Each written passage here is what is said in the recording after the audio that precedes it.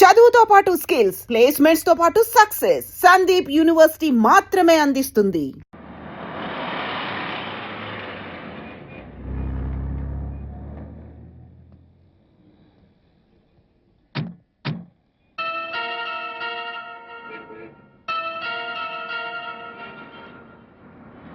మీరు ఆఫీస్లో ఉండండి, నేను ఇప్పుడు వచ్చేస్తాను. అలాగే సార్, ఉంటాను. వాణి, అంకుల్ మీరు ఇక్కడ? ఆఫీస్ పని మీద బొంబాయి వచ్చాను. సడన్ గా నువ్వు ఇక్కడ కనిపిస్తే అంతా బాగున్నారా? ఇంకా బతికే ఉన్నారమ్మా. అంకుల్ అవునమ్మా, నువ్వు వెళ్ళిపోవడంతో ఎప్పుడూ చలాకీగా ఉండే నీ భర్త ఒక్కసారిగా కుంగిపోయాడు. నలుగురు పెళ్ళాం లేచిపోయిందని గేలి చేస్తుంటే ఆ బాధను మనసులో దాచుకోలేక బయటికి కక్కలేక నరక యాతన అనుభవించాడు. ఇక మీ నాన్న కన్న కూతుర్నే క్రమశిక్షణలో పెట్టుకోలేదు, వేలాది మంది విద్యార్థుల్ని క్రమశిక్షణలో పెట్టే అర్హత నాకు లేదని ఆ ఉద్యోగానికి రాజీనామా చేశాడమ్మా. మీ అమ్మ సరే సరే, అన్న కూతురు అత్తారింటికి వెళ్ళిందంటే ఏ తల్లైనా సంతోషిస్తుంది, కానీ అత్యాశలకు పోయి లేచిపోయిందంటే ఏ తల్లి మాత్రం సంతోషిస్తుంది చెప్పు. నిద్దట్లో కూడా నువ్వు గుర్తొచ్చి, నువ్వు చేసిన పని గుర్తొచ్చి నెలవార్లు ఏడ్చేదట. ఇక నీ బిడ్డ, వాడు ఆకలితో ఏడుస్తున్నాడు, అమ్మ కోసం ఏడుస్తున్నాడు, వాడు చెప్పలేడు, అవతల వాడికే అర్థం కాదు కదమ్మా.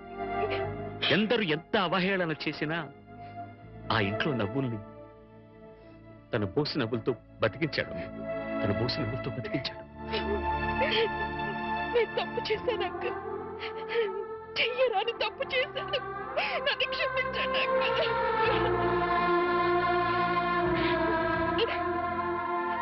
సరిదిద్దుకోవడానికి అవకాశం లేని తప్పు చేసావమ్మా నువ్వు. తప్పు పిచ్చితో వచ్చేసాను, కానీ సత్య ప్రమాణంగా నేను ఏ తప్పు చేయలేదు అంకుల్. అంకుల్ నేనే తప్పు చేయలేదంటే నువ్వు నమ్ముతావు కదా అంకుల్? నేను నమ్మినా ఈ లోక నమ్మదమ్మా. ఒక కుటుంబం పరువు మర్యాద ఆ ఇంటి ఇల్లాలి మీద ఆధారపడి ఉంటుంది. బస్సు డ్రైవర్ తప్పు చేస్తే ఆ బస్సులో ప్రయాణికులందరూ చచ్చిపోతారమ్మా. ఇంటి ఇల్లాలు చిన్న తప్పు చేస్తే ఆ కుటుంబ సభ్యులందరూ బతికున్నా చచ్చిన వాళ్ళతో సమానం. నేనంత దూరం ఆలోచించలేదు అంకుల్. ఇప్పుడు అర్థమవుతోంది నేను చేసింది ఎంత తప్పు. అంకుల్ నేను సంజాయిషి చెప్పుకోవాల్సింది కేవలం ఆయనకి మాత్రమే. నన్ను క్షమించమని ఆయన పాదాలు పట్టుకుని వేడుకుంటాను అంకుల్. ఏం చేసినా నువ్వు పోగొట్టుకున్న స్థానాన్ని తిరిగి పొందలేవు వాణ్ణి. నీ నాన్న రామారావుకు మళ్ళీ పెళ్లి చేశాడు. ఆ అమ్మాయి కూడా నీకు తెలుసు, మీ తెలుగు మాస్టర్ శర్మ గారు అమ్మాయి సీత. అంకుల్ జీవితంలో ఏం సాధించినా, ఎన్ని పదవులు పొందినా అన్నిటికన్నా పెద్ద పదవి, గొప్ప పదవి ఇల్లాలు కావడమే. ఇల్లాలినై ఉండి నా జీవితాన్ని చేతులారా నాశనం చేసుకున్నాను. నన్ను నేను నిలువున తగలబెట్టుకున్నాను. అంకుల్ అంకుల్ నేను మీతో వచ్చేస్తాను అంకుల్, మీరు నన్ను తీసుకెళ్లరు. వాళ్ళంతా ఇప్పుడిప్పుడే కోలుకుంటున్నారమ్మా. చేసింది ఏదో చేసేసావు. నువ్వు వింటానంటే ఒక చిన్న సలహా చెప్తాను. వాళ్ళకు మళ్ళీ కనపడి వాళ్ళ జీవితాల్లో కల్లోలం లేపక వాణ్ణి. ఈ మాట చెప్పడానికి నాకు చాలా బాధగా ఉన్నా చెప్పక తప్పదు కాబట్టి చెప్తున్నానమ్మా. తర్వాత నీ ఇష్టం. వెళ్తా.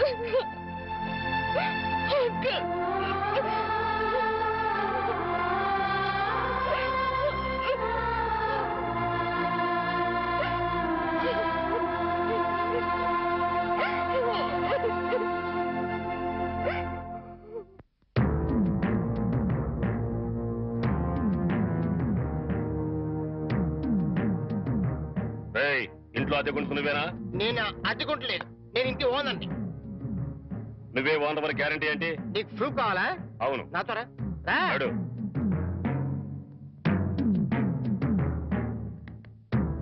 ఈ నెల అద్దె ఎప్పుడు కడతావు? కడతాను రా. మా రౌడీ గారు వస్తే నీ ఒంటి కట్లు కడతాను రా. అద్దెడితే సిలిండర్ వేసి ఇస్తాడేంటి? అదేగా కడతా, తప్పకుండా కడతా. హెడ్ తాకట్టు పెట్టాను సరే కడతా, సరేనా? కడతా కదా. ఆ? అబ్బా అంతే కదా, కడతాలేవయ్యా. వచ్చేసావా? అబ్బా నన్ను కొడతావిందయ్యా. ఇల్లు ఖాళీ చేయనందుకు ఖాళీ చేసిన నేను కదయ్యా, వాడు నేను ఓనర్ని. ఓనర్ ఎవరో అద్దె కొనరు ఎవరో తెలియదా?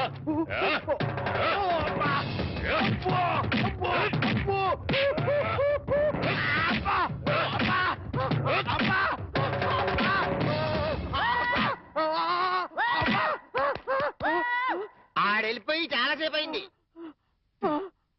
మనతో పెట్టుకుంటే రంగు పడుద్ది. పడిందిగా. అది.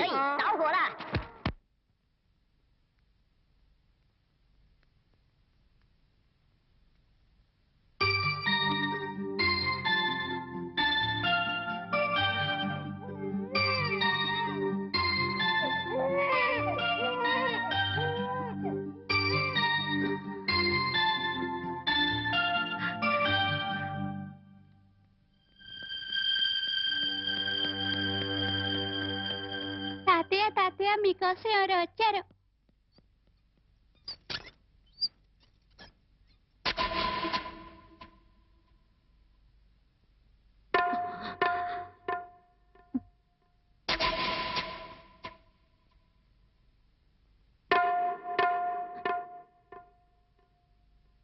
ఎవరమ్మా నువ్వు? చెప్పమ్మా, ఎవరు నువ్వు? నువ్వెవరో నాకైతే తెలీదు. ఒకవేళ మా ఆవిడికి ఎవరో తెలుసేమో. ఒక్కసారి పిలుస్తానుండమ్మా. పూర్ణ, పూర్ణ.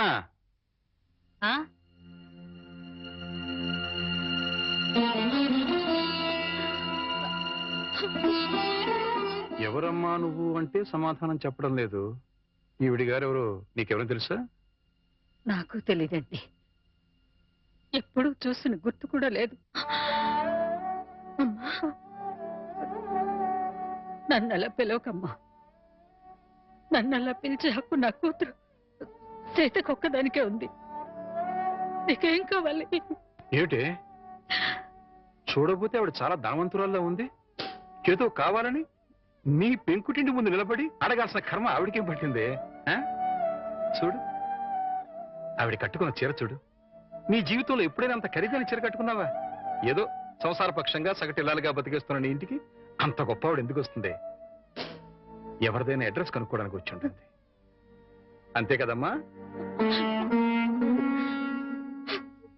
మాట్లాడమ్మా, మాట్లాడితే కదా నువ్వెవరో తెలిసేది. మాట్లాడకుండా ఉంటే ఎలా తెలుస్తుందమ్మా? ఒకవేళ మీ దగ్గర చదువుకున్నమ్మా ఏమో, గుర్తు తెచ్చుకోండి. కాదే, నా దగ్గర చదువుకున్న వాళ్ళకి చదువుతో పాటు సంస్కారం, క్రమశిక్షణ కూడా ఉంటాయి. ఈవిడి గారిని చూస్తుంటే ఆ రెండు ఉన్నట్టుగా లేవు. అందుకని ఈవిడ నా శిష్యులు కూడా కాదు. చూడమ్మా, మా అమ్మాయి గుడికెళ్ళే టైం అయింది. నిన్ను చూస్తే మా అల్లుడికి నీకు సంబంధం ఉందని అనుమానపడే అవకాశం ఉంది.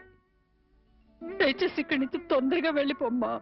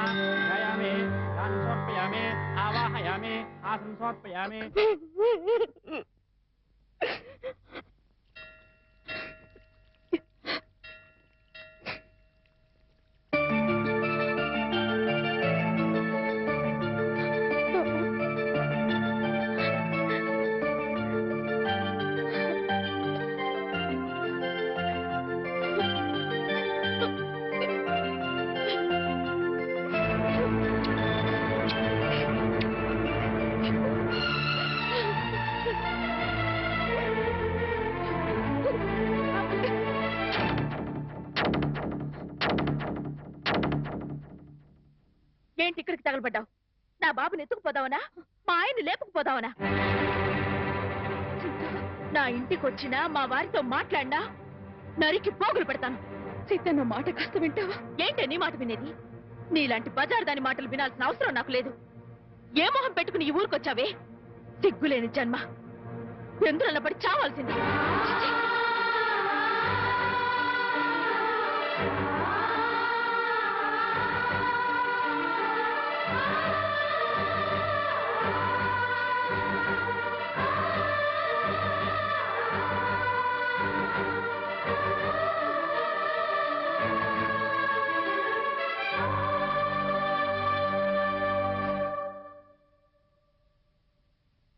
వాణి, వాణి,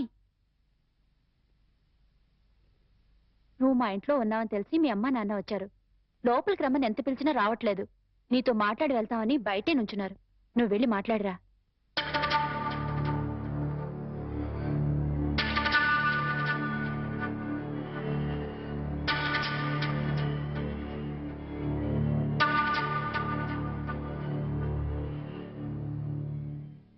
ఇంటి దగ్గర నువ్వెవరో తెలియనట్టు మాట్లాడి ఇక్కడికి ఎందుకు వచ్చారా అని ఆశ్చర్యపోతున్నావమ్మా?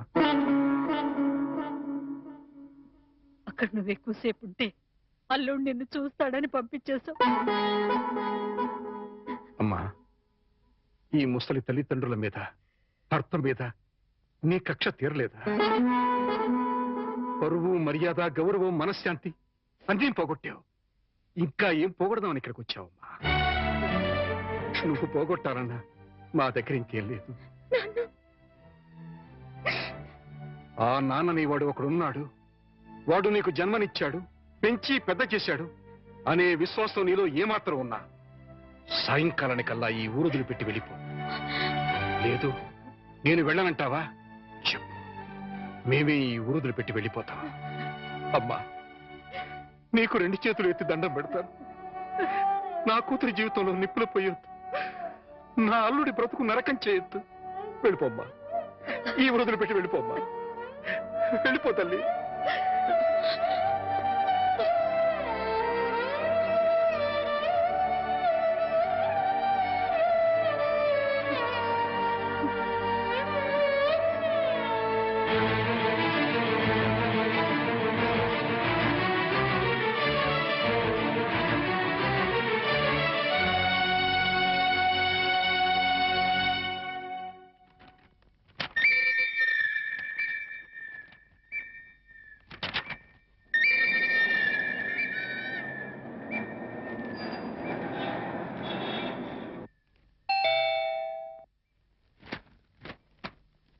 ఎవరు?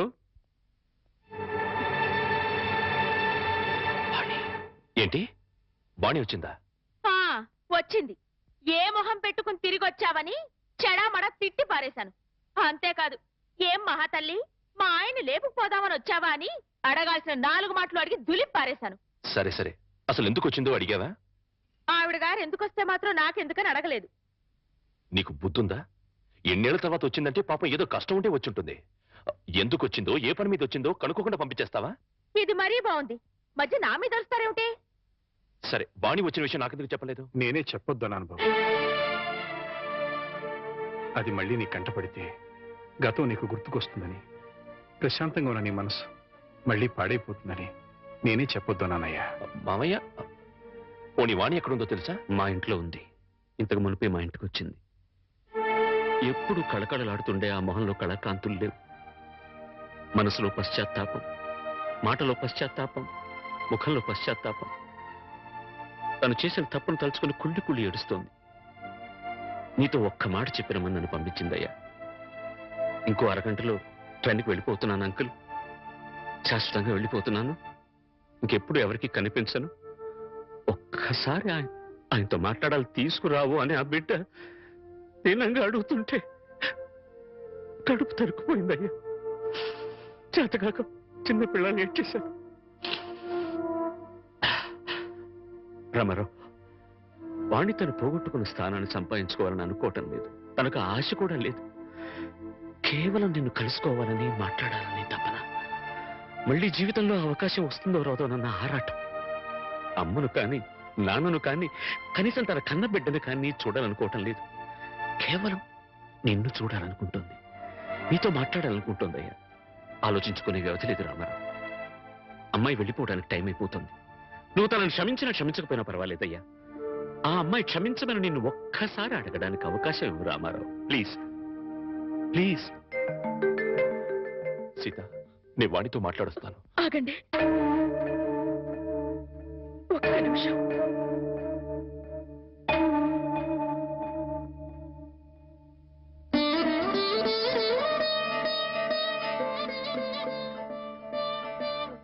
ఆడవాళ్ళు ఎవరొచ్చినా పసుపు కుంకుమ పెట్టి పంపడం ఏంటి ఆనవాయితీ. ఆవిడ మీకు చేసిన ద్రోహం గుర్తొచ్చి కడుపు మండి తిట్టొచ్చాను. ఈ చీర పెట్టి వేడుకోలు చెప్పిరండి.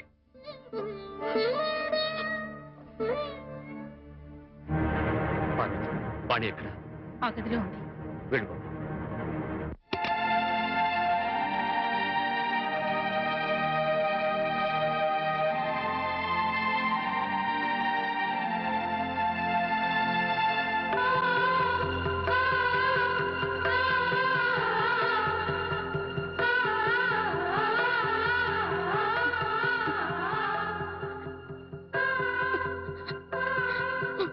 వాణి, బాగున్నావా?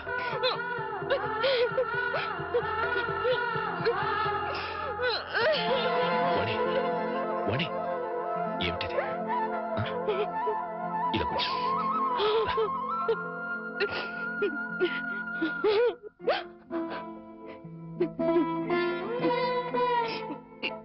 ఏమండి, మీతో ఎంతో మాట్లాడాలని ఉందండి, కానీ ఇప్పుడు నాకు టైం లేదు. నేను చెడిపోలేదండి, ఒట్టండి. ఎవరు నమ్మినా నమ్మకపోయినా నాకు అనవసరం. మీరు ఒక్కరు నమ్మితే నాకు అదే చాలండి. నమ్ముతున్నారు కదా? నమ్మకపోతే నిన్ను చూడటానికి వచ్చేవాడిని కాదు. చాలండి, ఇప్పుడు నాకెంతో తృప్తిగా ఉంది. ఏమండి, ఎవరూ లేని ఒంటరి దాన్ని అయిపోయానండి. వెళ్లే ముందు ఒక్కసారి మీ ఒళ్ళో పడుకుని నాకు మీరున్నారనే తృప్తితో వెళ్ళిపోతానండి. ఒప్పుకుంటారు కదా?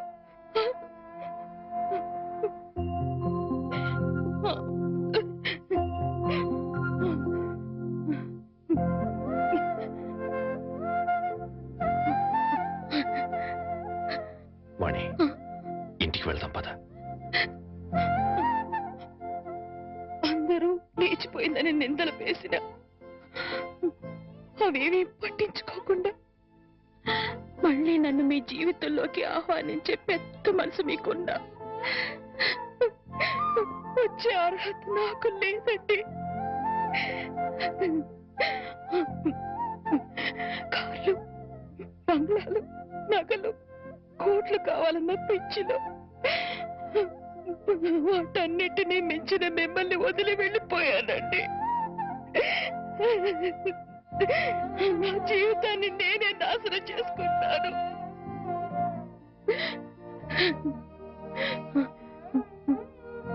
మళ్ళీ ఇంకో జన్మంటూ ఉంటే మీ భారీగానే పుడతానండి. ఆ జన్మలోనైనా అందరూ మెచ్చుకునే భార్యగా జీవితాంతం మీతో కలిసి జీవించాలని కోరుకుంటున్నానండి. ఇక హాయిగా వెళ్ళిపోతానండి.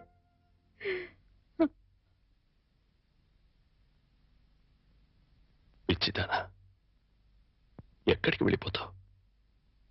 అప్పుడు ఇప్పుడు ఎప్పుడు నా హృదయంలో నీ స్థానం ఒక్కటే. పదమన్నింటికి వెళ్తాం, అక్కడ అందరూ కలిసి ఉండొచ్చు. సీత నేను ఒప్పిస్తాను అన్నట్టు సీత నీకు చీర పంపించింది. ఇదిగో చూడు వాణి, సీత నీకు చీర పంపించింది వాణి. వాణి, వాణి, వాడే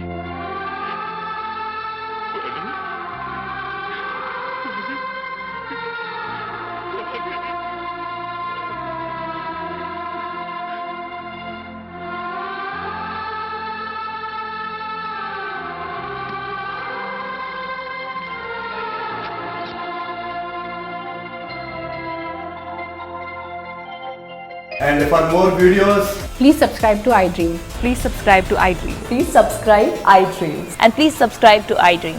For more videos, subscribe to iDream. please like, share, and subscribe to the channel. Congratulations, iDream. Subscribe to iDream. Subscribe to iDream. So, subscribe to iDream Media. iDream ki iDream team andarki huge congratulations. Please subscribe iDream Media. Please subscribe to iDream. Subscribe iDream. Please subscribe to iDream. iDream అంటే నా కళల ఛానల్ను subscribe చేసుకున్న నోరు తిరుగుతలేదు మీరైతే గంట గుర్తు కొట్టండి. For more such videos, please subscribe to iDream. Subscribe to iDream. Please subscribe to iDream. Please subscribe iDream Media. Please do subscribe to iDream. Please subscribe to iDream Media. For best entertainment and information, please subscribe iDream. And don't forget to subscribe to iDream.